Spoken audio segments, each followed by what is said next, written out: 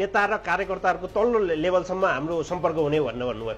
अब हामी मूलधारका राजनीतिक दलहरू जे छन् मोटामोटी यहाँ हेर्दाखेरि माओवादीको दीपक कोइरालासँग म नजिक भएँ भने तपाईँको कार्यकर्ताले सोच्ने पहिलो कुरा भनेको चाहिँ मेरो डेली लाइफमा मैले उबाट के फाइदा लिन सक्छु, कतैका सिफारिसहरू, कतैका भन्थे सुन्थे, यसलाई भनिदिनु त्यसलाई भनिदिनु, एउटा फोन गरिदिनु भन्ने कुरामा उसँग मैले कति फाइदा लिन्छु भनेर तपाईँको कार्यकर्ताले सोध्छ।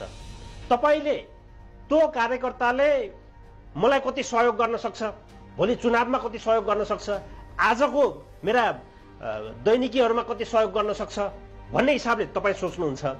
त्यही कुरा तपाईँले सिफारिस फोन तपाईँहरूका खासमा भन्ने हो भने त पार्टीका कार्यकर्ताहरूकै फोन र सिफारिसले आधा दिन जान्छ होला जस्तो लाग्छ आजको दिनमा पनि। यो प्रश्न गर्ने र यो गर्ने भन्ने कुरा त हामीले अहिले यहाँ क्यामेरामा भनिरहेका छौँ, यो भन्नै पर्ने औपचारिकता छ।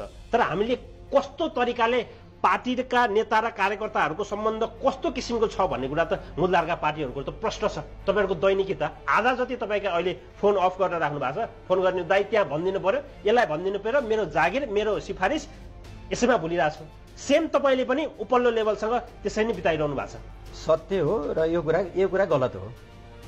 हामीले जुन राजनीतिक कल्चर डेभलप गर्न र देशको जुन ढङ्गले